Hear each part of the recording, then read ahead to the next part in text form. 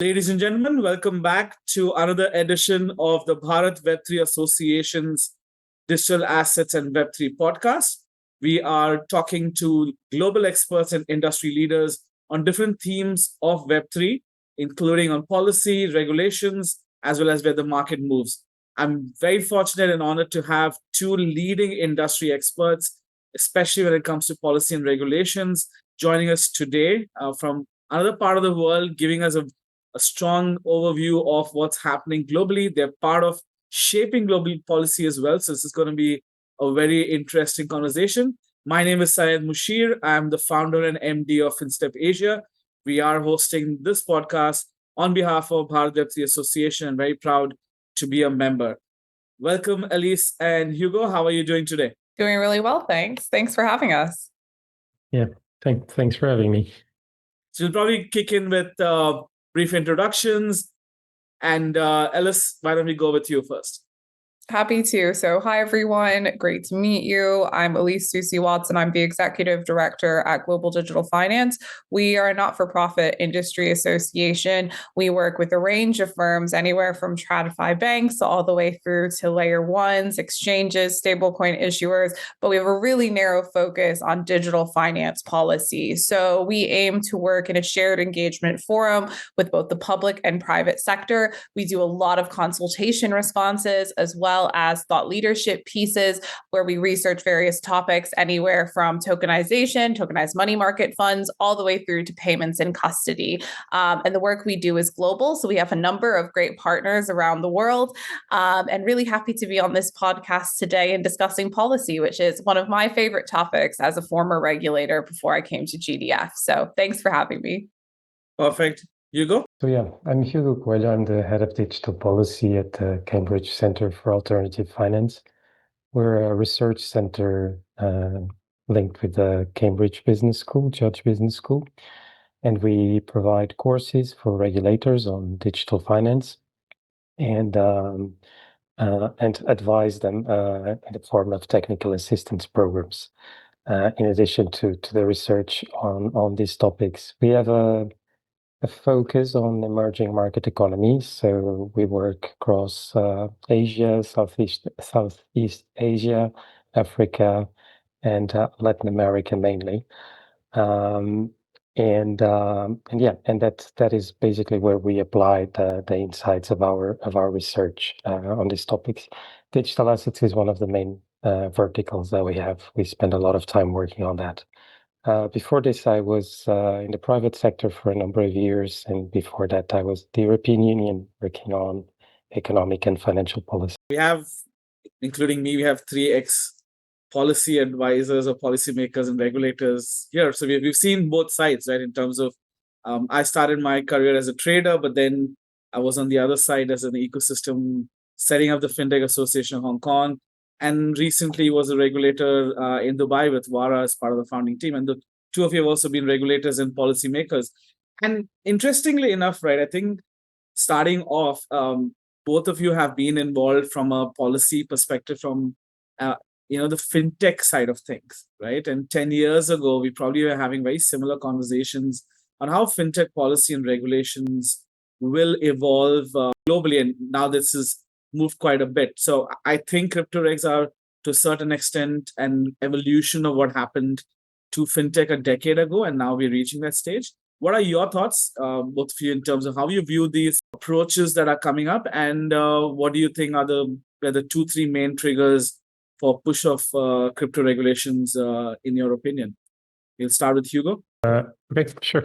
Thanks. I would probably push back against this idea that the regulation of crypto or the use of DLT is just the next chapter of fintech regulation. I think we're looking more at more of a paradigmatic change, but we can come to that. We can come to that later.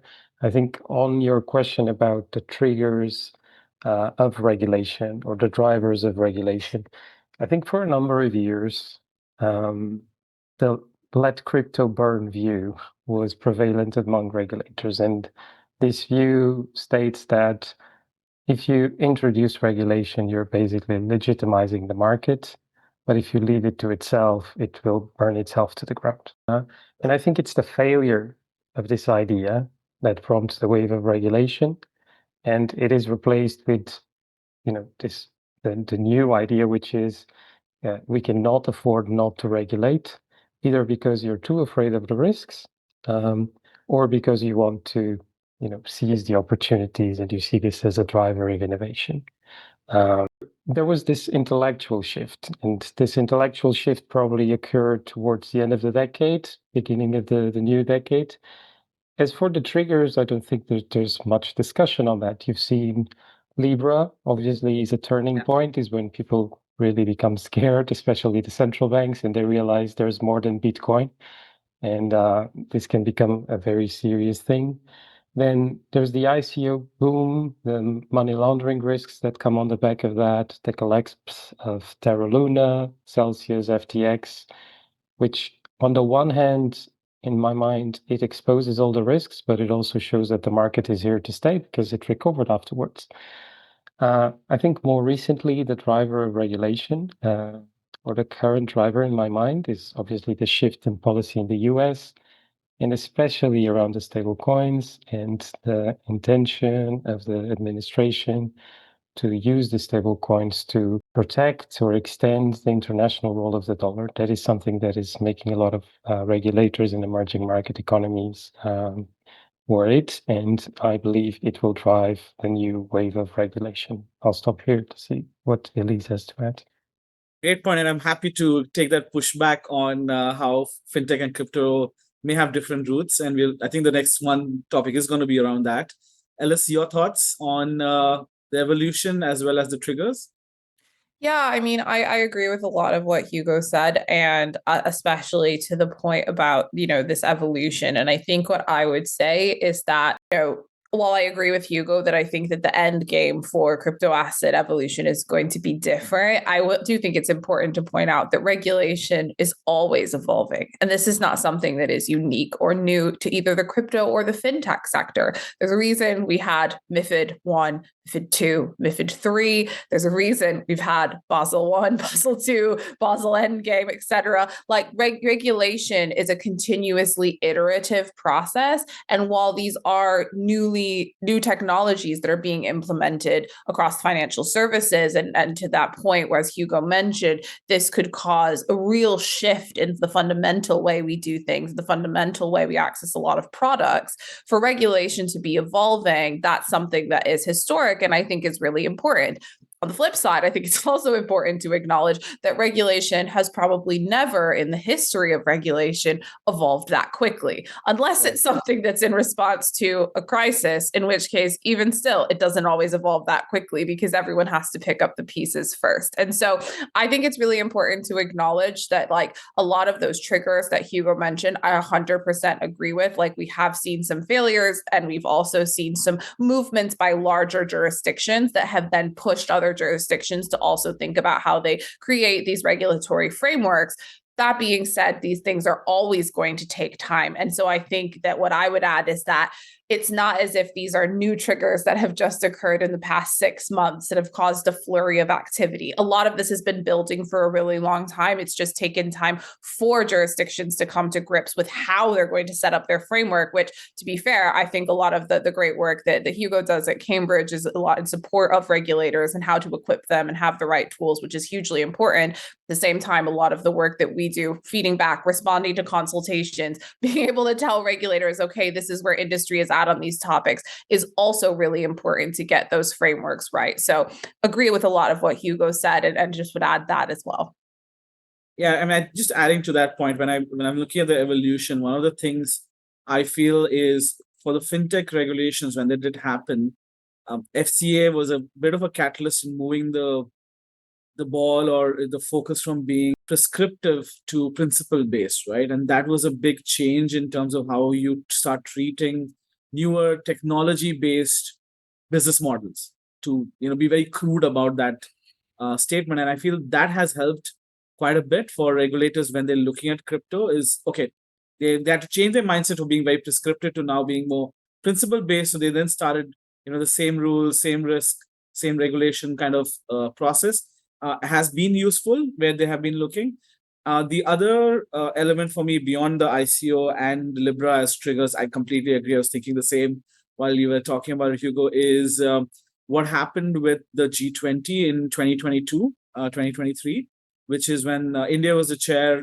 They were then had requested the FSB and ISCO and other multilateral bodies to come up with global regulatory frameworks for virtual assets, right?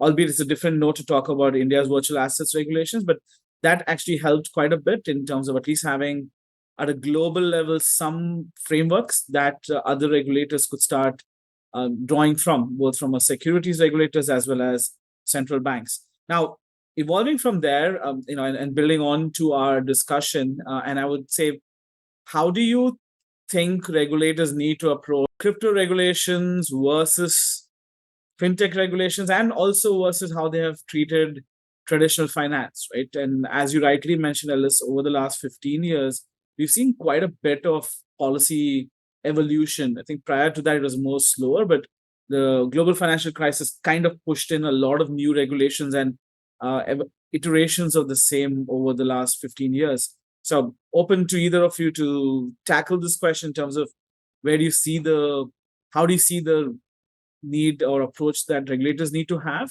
plus also what could be the key areas for regulatory activity. Yeah, so I would just first say that, and one, you're right to call out the global standard setters. I think that there were several probably private sector events, Libra being chief among them, that triggered the standard setters to start thinking about the actions that they needed to take. And I think it's right, obviously, that they will set out high-level principles because they need to be, of course, something that can sort of level set across all of their member jurisdictions, but also they need to be general enough that people still have sovereignty over their own policy decisions. That being said, I do want to point out that not every jurisdiction is trending towards principles-based. That's very much a jurisdiction by jurisdiction approach. And while you do have some jurisdictions that are taking a principles-based approach, like the UK, you have other jurisdictions like the EU that do take a very prescriptive rules-based approach. That's why you see in MiCA with the level 1 text, and then obviously are the RTSs and the ITSs, which are quite prescriptive. So I would just caveat that as well. But when thinking about the crypto regs versus TradFi regs, again, important to acknowledge that jurisdictional differences and how certain countries approach regulation are always going to be there.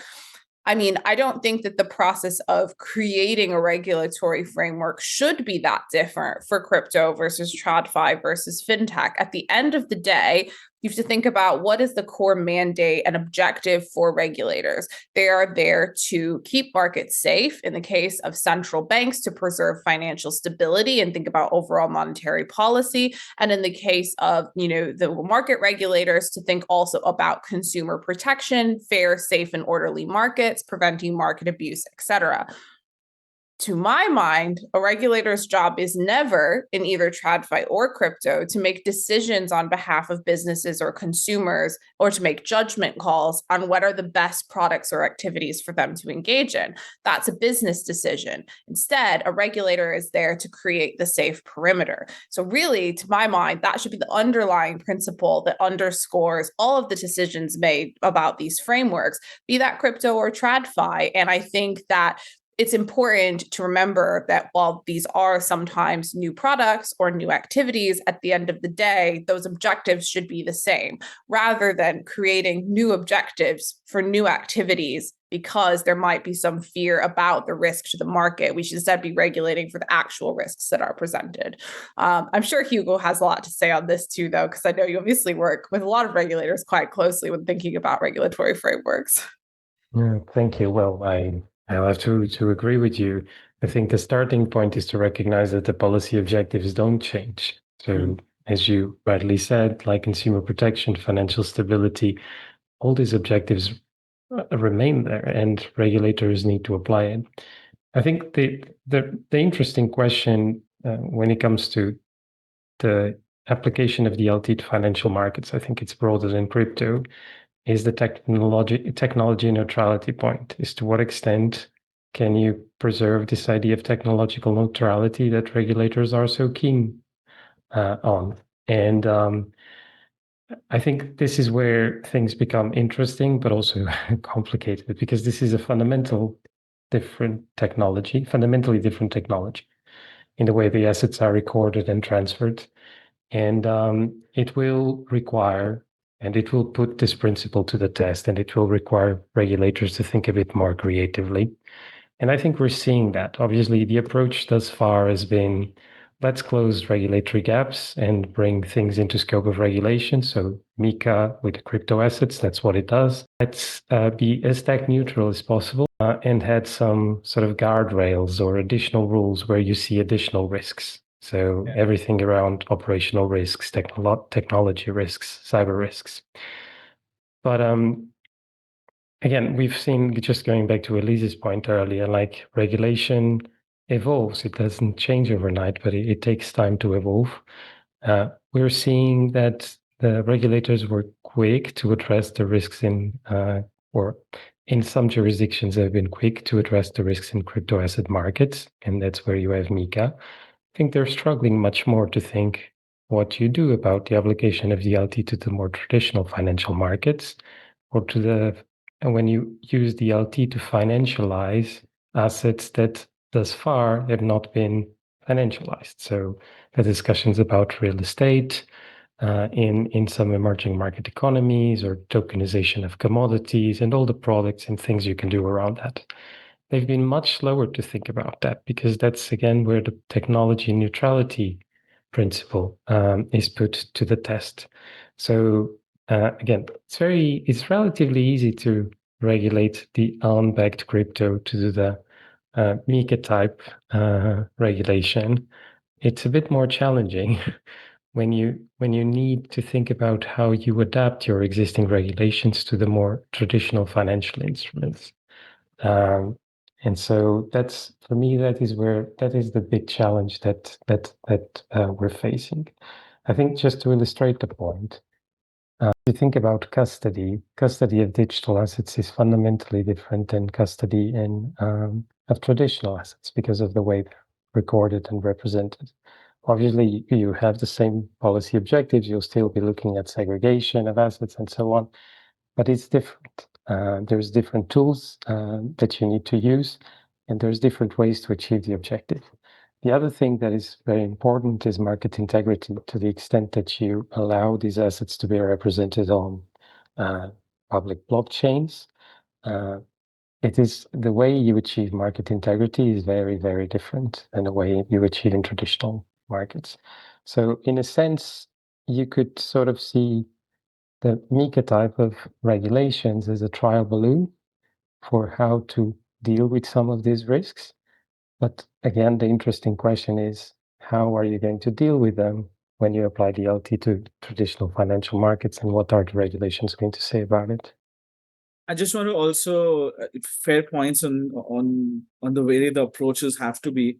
You did touch upon why you see it potentially see the difference between fintech regulatory approach and for crypto, right? So if you do want to add something on that as well and elaborate, happy to hear that. Okay, I'll keep it brief and then over to Elise. When I think of fintech, or the first generations of fintech, for me, it's a lot around activity-based regulation, the unbundling of banks' business models, a lot of stuff around payments. It's more targeted, and that's why activity-based regulation works. Like, crypto is different. It's a different infrastructure. It's a different technology. It's a very fundamentally different way of how you represent assets, how you trade, how you store them, how you keep them safe. And it doesn't apply to a specific activity. It just applies across the whole of the financial system. And it goes hand in hand with, the foray of technology companies, or the big tech, into the financial system. It contributes to these three mega trends that you see around automation, datafication, and decentralization or disintermediation. So it is a very different thing. So you can, depending on how much you zoom out, you can see it as part of the evolution of, digitalization, as part of the digitalization story. But I think it is a paradigmatic shift relative to what you've seen in fintech thus far. And I tend to think of it as more as part of this big set of changes that are coming to the financial sector with AI, big tech, and so on. I'm just adding to the point. I think one of the key elements that the speed at which the technology has been evolving in parallel to the regulators looking at it, right? There's a lot of elements. You see new business models coming up in few months, few weeks, in some instances, which may not have been there before, right? Say when POS came about and then custody staking and all of these that keep evolving. And now I was reading about DeFi Loop as such, and how some of these structures can weave in from traditional finance to fintech to something else, or include assets that are not in the same silos. As we know, except for a few jurisdictions, there is a significant, I'm using the term silos, or they have bifurcation or trifurcation when it comes to regulatory oversight and regulatory framework. So in multiple countries, you tend to have two or three. You have a securities regulator, you have a banking regulator, and an insurance regulator, just to simplify that, right? And that has been something we saw the turf battle with CFTC and SEC for quite some time, till you had the recent legislation clarifying that. But how are you both seeing it? And Alice, to you to begin with, how do you see this complicating it, or does it help that you have the segregation when it comes to different type of assets and these regulators, where the FCA versus the Bank of England kind of story? Yeah. Oof, I mean, what a big question on like how should a regulator be structured. I think that my opinion on this is that this often does not actually come down to what would be the easiest way to regulate in a jurisdiction. Oftentimes, the creation, decommissioning, merging or demerging of regulators is oftentimes very linked to something that's happening politically at the time. And also new regulators pop up and are then decommissioned over time, as we've seen the UK, in the US, or for competitive reasons, like we often see in the UAE, which has many different regulators, though oftentimes seen as being very pro-innovation and forward-looking. There are also many different regulators to choose from, which can create somewhat of a complex landscape. Though we are seeing more initiatives towards regulators working together. You saw these announcements from the SCA and from VARA. We've seen this from CFTC and SEC. So it's not as if regulators aren't cognizant of it, but of course, there's complications with that. But fundamentally, I would just say first that I think this kind of segmentation of regulation is often not something that is actually based around the assets, the products, or the activities, but it's something that has kind of morphed over time due to what's happening politically, or if there's a crisis and then a new global regulator is set up, etc. So I'll set that aside first.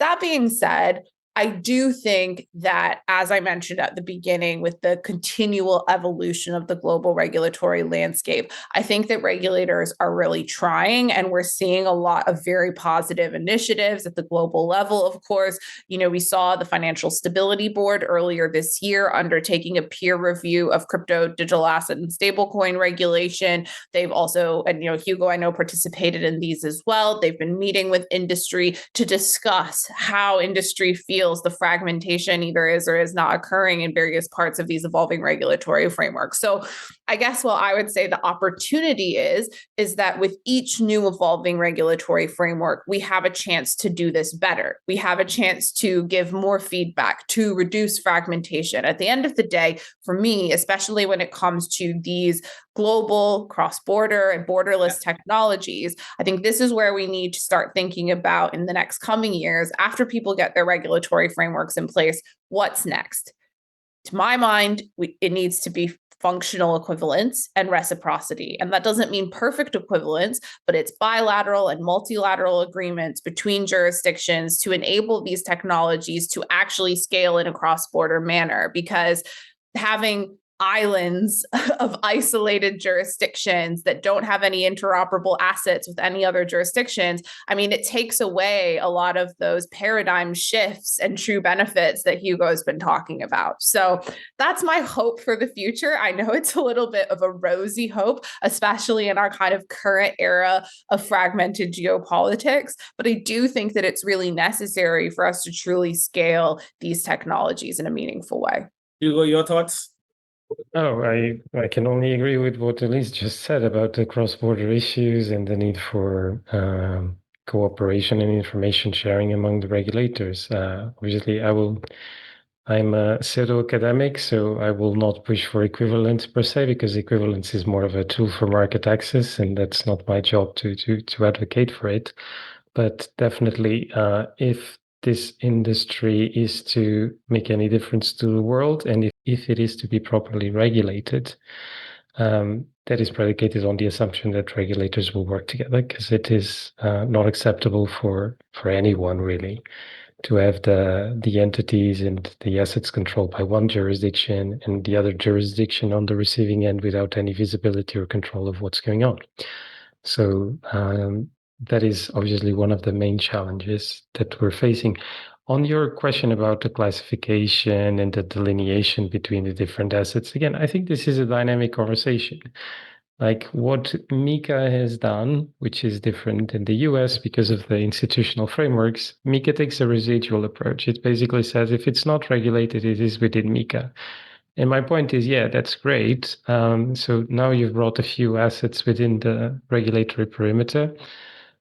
And you've set a standard for the rest of the world that is trying to do that. But MiCA does not answer the fundamental question, which is when you apply the LT to everything else, how does that work? So it might offer you some clues around custody, around, again, market integrity, but it does not answer the question about what you're going to do with the financial instruments that are tokenized, because that's the real promise. Like the LT was not does not exist just for us to regulate Bitcoin. That would be a very narrow use case. So I believe that the classification question will become less prominent and less problematic as the regulators evolve and figure out ways to deal with the adoption of the LT by financial markets at large.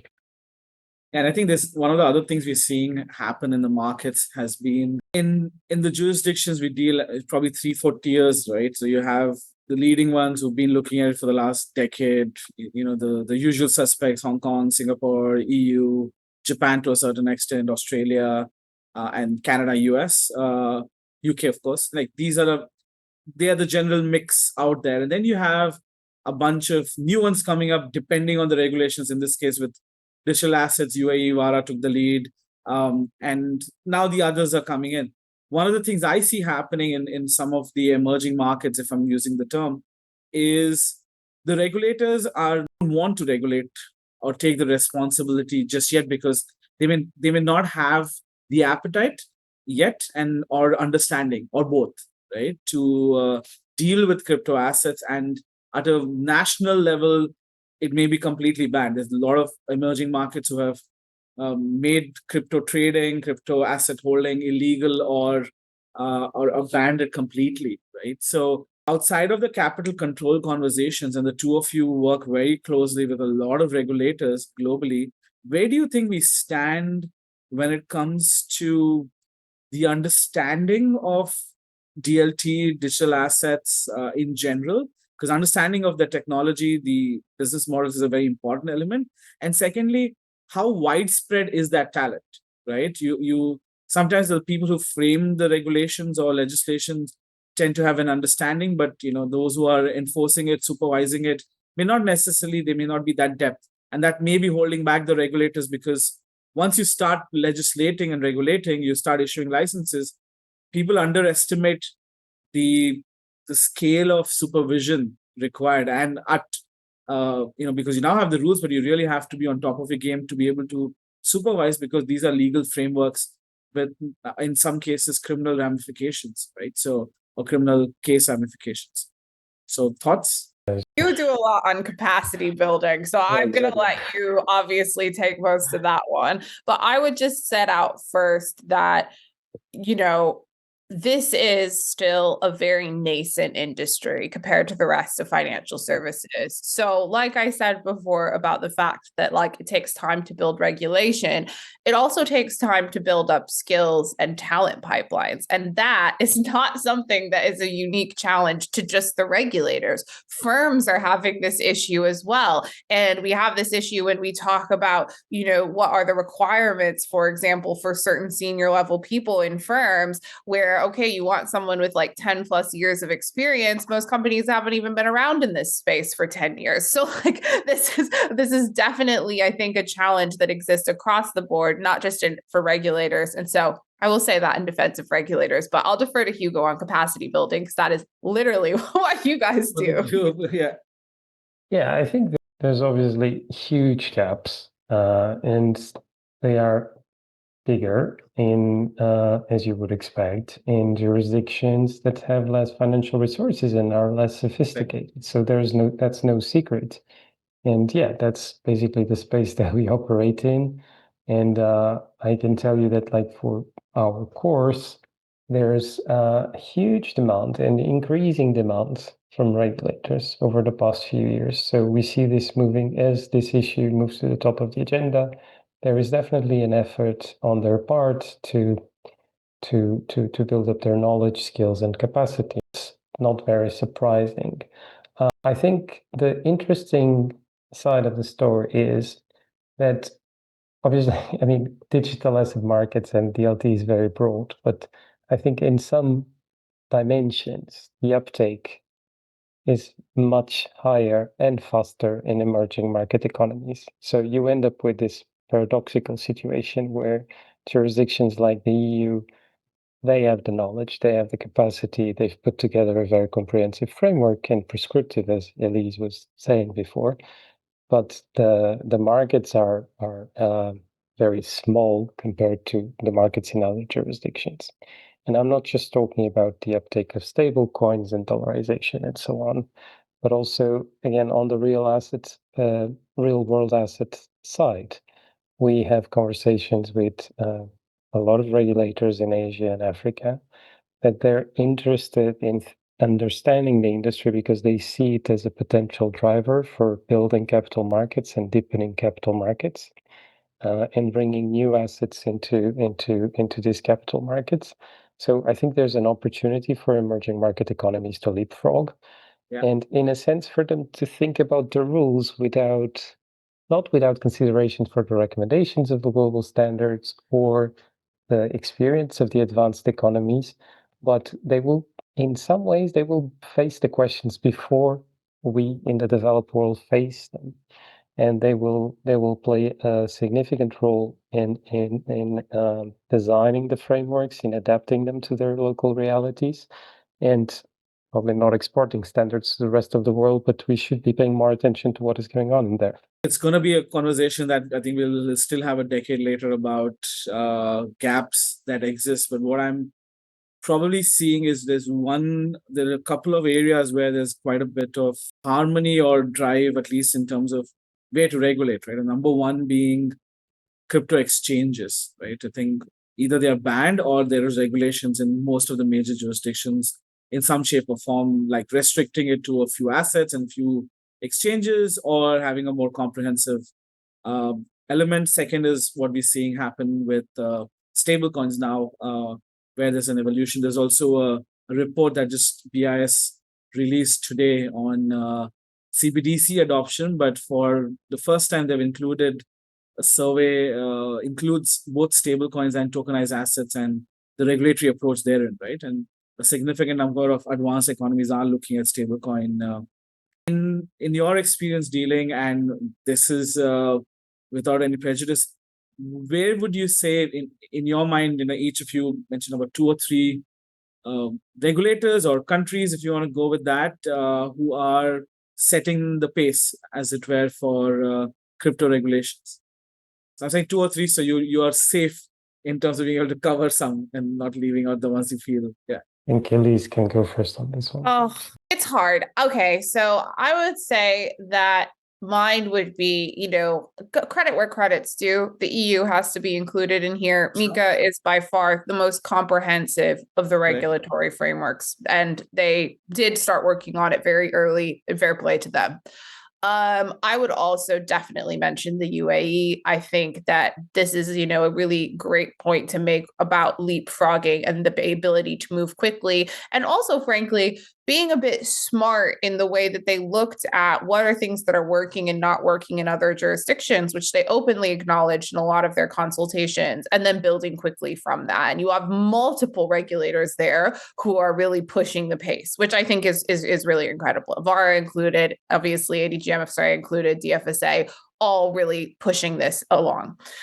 And then, well, I have mixed feelings about the US, but I feel like I've got to throw the US in there as well. But I'll tell you why. And it's not because I think everything is all roses there at the moment, because I actually don't. I think that it's really important to acknowledge here that while the US has made progress this year, it doesn't actually have a lot of rulemaking yet. Like, yes, the Genius Act is passed, but think of that as the equivalent of like your level 1 text in MiCA. There's no rulemaking yet, and there's no yeah, exactly. Okay, a little bit. There's a little bit of stuff on tax, but like we still have a whole host of rules to go. But what I will say, and the reason I mentioned the US is because I've had a number of other conversations around the world that have said, okay, we've seen the US is moving on this now. So now we're drafting our regulatory framework. And so I think this shift in US position and the energy from the US TradFi sector and the banks to now push this forward has caused a ripple effect elsewhere in the world. And we're seeing a lot of other policy development that is also hugely critical and important. So those would be my three and the reasons behind them. Thanks. Hugo? Well, I obviously fully agree with what Elise said, so let me try and look beyond that and try to complement. But those would be the same three that I would have chosen, just for the record.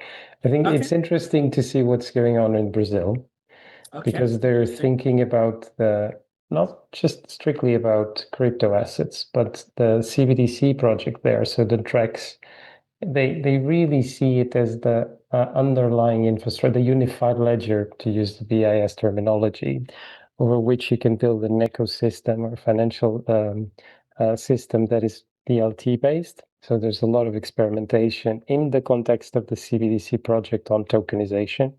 And that is very interesting. And I know that a lot of the emerging regulators in emerging market economies are looking at that example.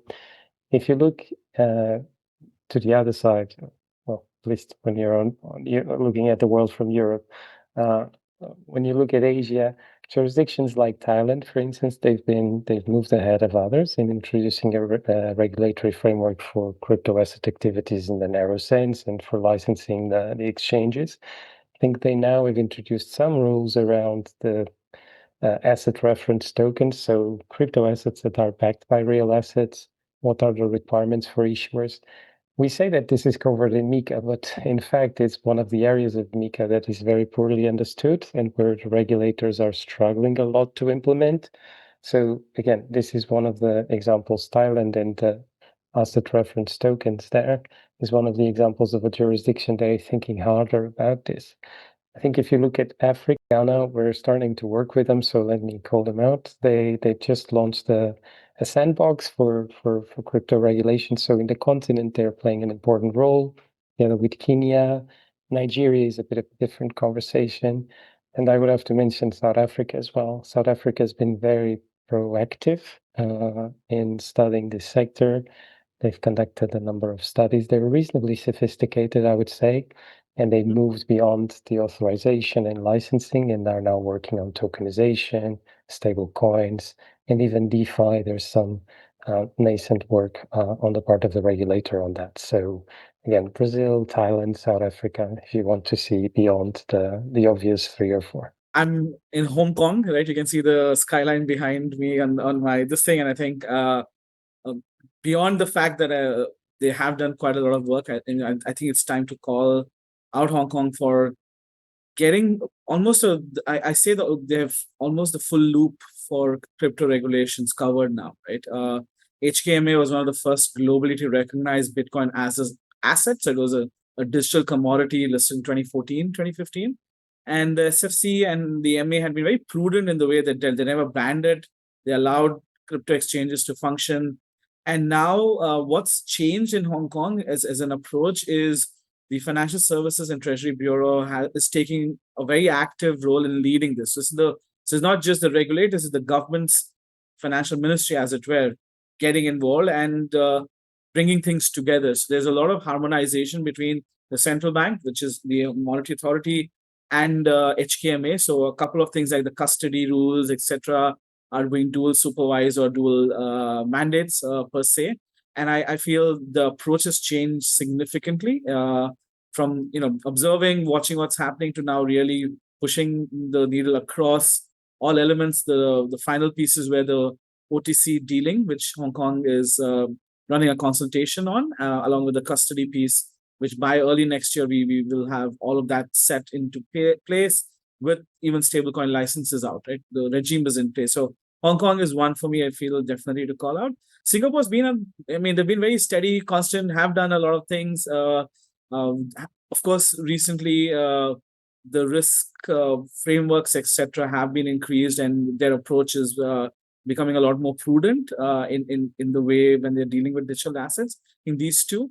And I want to also call out Japan as the framework that a lot of jurisdiction can look at while they're framing their rules and legislations, right? Which is the self-regulatory organization, the SROs that they started off with. So putting a bit of the onus on the industry to self-regulate while having in place mandates around FIU and other, terrorist financing, etc., which then helps countries start looking at that, gets SROs in place while your legislation and laws come in. Because frankly, even if the regulators want to do it within a 3 to 6 month period, even in places in Hong Kong where it tends to be fairly rapid, the movement, etc., and consensus builds well on the legislative assembly, it took about 6 to 9 months for the legislation to pass, right? And usually that's a 2 to 4 year process in many jurisdictions. And to your point, Hugo, where you're talking about how this is fundamentally can be very different to financial services. So it brings in, when you're looking for more comprehensive regulations to cover, you do need the law to be changed, right? One of the biggest hassles or hurdles with real world asset tokenization is, and especially with real world in terms of land or property, is land records, land rules, etc., are very different.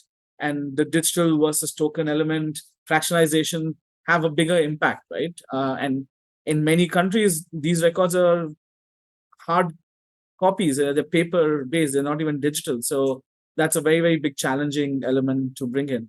I want to switch gears, conscious of the conversation, and want to just very quickly get your views on, I say this, a lot of people now have started saying the same thing for the last 6 months to a year, that fintech is dead, long live fintech, largely because the innovation in fintech has kind of become more BAU, and banks have absorbed a lot of that digital transformation and are fairly at a good place, right? So real innovation in fintech, digital finance as such, has not really been it's very incremental now, rather than being very disruptive and game changing or allowing for leapfrogging. What's happened also in the virtual asset side over the last 2-3 years is the world's largest asset manager to the world's largest banks are all now not just entering it, are putting big bets on it, right? From BlackRock to JP Morgan to the HSBC, Standard Charters of the world, everyone's now in here. So do you see a risk, or is it a risk that TradFi will also consume crypto and it just becomes BAU from that perspective? Or do you feel that will be a different path that DLT-based finance will take to digital finance, as it were? I mean, I first say I don't know if I would go so far as to say that fintech is dead. I mean, there's still like quite a few really big, like, Stripe, who has acquired Bridge, and these are all part of the new digital world. And I think that when you say like a lot of these traditional companies are absorbing pieces of technology and implementing them, I mean, that's a net good. Like it would be terrible if banks never upgraded their tech stack. Like that would be dreadful for everyone. But at the same time, like you do see a lot more like challenger banks as well that like look a lot more like fintechs, firms like Revolut, Monzo, Starling, et cetera, to name a few. And so I don't think that I would say fintech is dead, but to Hugo's point, like fintech has evolved and we are now facing a paradigm shift where, to my view, and again, we actually had a report that came out yesterday that we worked on with the number of digital natives as well as banks.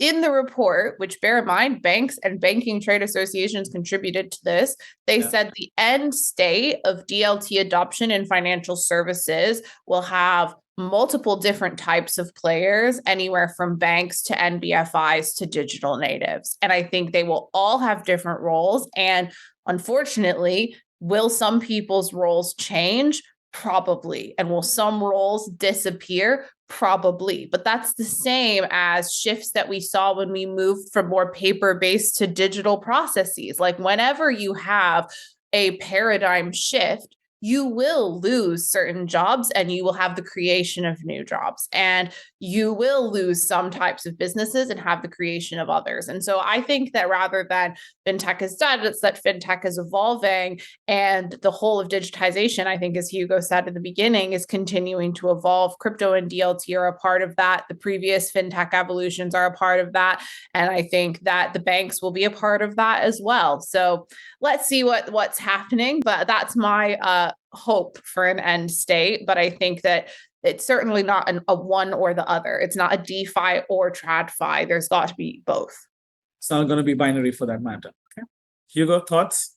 Yeah, well, this question is very difficult, right? It's a crystal ball question.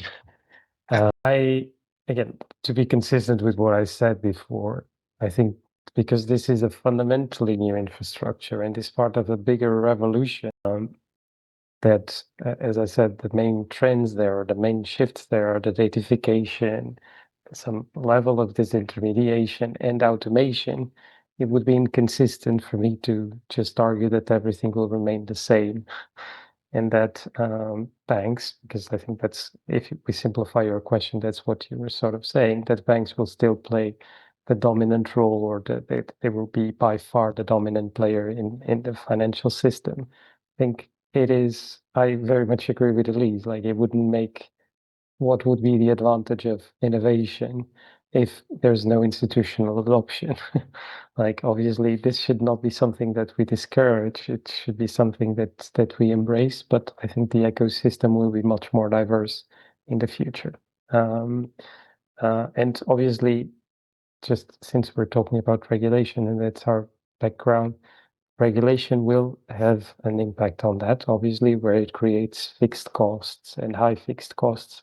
It might protect the incumbents, but regulation does not determine the technology. It can shape it a bit, but it does not determine the technology. And on the basis of the technological shifts that we're seeing, I think it will lead to a much more diverse ecosystem. And just building on that, Hugo, maybe you can add on top is DeFi, right? In terms of decentralized finance, decentralized models, a lot of the regulatory models right now have been for centralized models of distributed finance. If I'm going to use that term in some senses, but you have very pure decentralized models, which most regulators have said we're going to look at that later. We're not yet looking at like decentralized exchanges and other elements.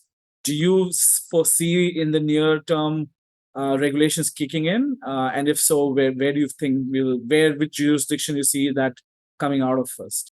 I'll keep this very brief. I haven't spent much time on that, and I don't think that there's many people in the world that have spent much time on that.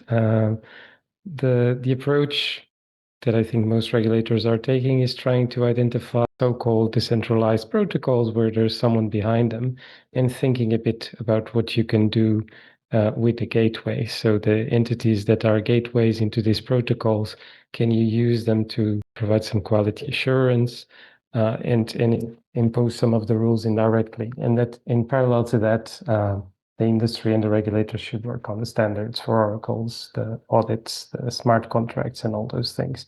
that's where we're going. It's not that one day we will wake up and there's going to be a MiCA for DeFi. I think we're very far from that.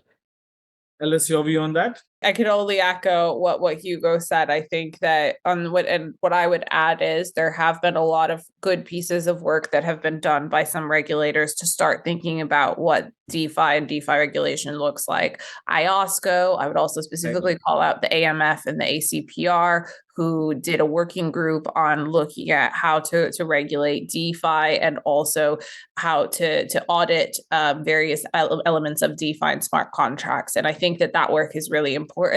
That being said, I think for the time being, DeFi, as it continues to evolve, is going to remain out of scope for a lot of regulatory frameworks. I don't think that's necessarily a bad thing, because there is a danger of regulating things too early as well before they fully evolved into their more mature form. So I would agree with what Hugo said. And just to add to that, I think one of the other jurisdictions, ADGM, who have a framework for foundations, essentially, which starts putting frameworks for DAOs, right? So that probably could be somewhere where we see things evolving. Now we are coming to the close. Closing question, what's your favorite regulation? That's a really tricky one. My favorite regulation. Not the full law, but like a piece of the regulation, if you want to go with that. I mean, I think that probably for me, some of the most interesting provisions, and this isn't going to be specific to any one jurisdiction, it comes back to what I said earlier. Some of the most interesting provisions are how you enable cross-border access. So we talked a little bit about like reciprocity and equivalence provisions under Genius. We also saw the UK having to grapple with this question of post-Brexit world and thinking about third country branches and subsidiaries. There's a number of regulatory mechanisms that you can use to enable firms to be able to access your market and to have that kind of global market while still protecting consumers and also protecting your markets. And I think that tension between how we enable that cross-border aspect and still protect jurisdictional sovereignty is very interesting. So probably some of my favorite pieces of regulation are the ones that relate to that. But of course, they're different in every country. And I'll take that. Hugo? Well, I'm not so politically constrained as Elise, so I can just say MiCA. I spent a bit of time working on it on the two sides of the barricade. So that's the one that is closest to my heart. I guess I'll also have to go with the one that I was adjacent to it with Vara in terms of when they came up with the custody staking, right? Which kind of showed you had a model, you can evolve and allow for protection given there's consumer consent. In a safe way to do it, and that was rapidly done, and kudos to Vara to keep going through with that. And in addition to that, the POC they're running for the real estate tokenization, which is also something that's going to be influential globally. Elise, Hugo, fantastic. Thank you both. This has been very, very interesting. I'm sure the audience has learned a lot. Thanks to you once again for joining this session, and we look forward to staying in touch. Thanks so much. Thank you. Thank you for having us. Audience, stay tuned for more of these conversations from the Bharat Web3 Association and our podcast. Click like, subscribe, and follow us for more. Thank you.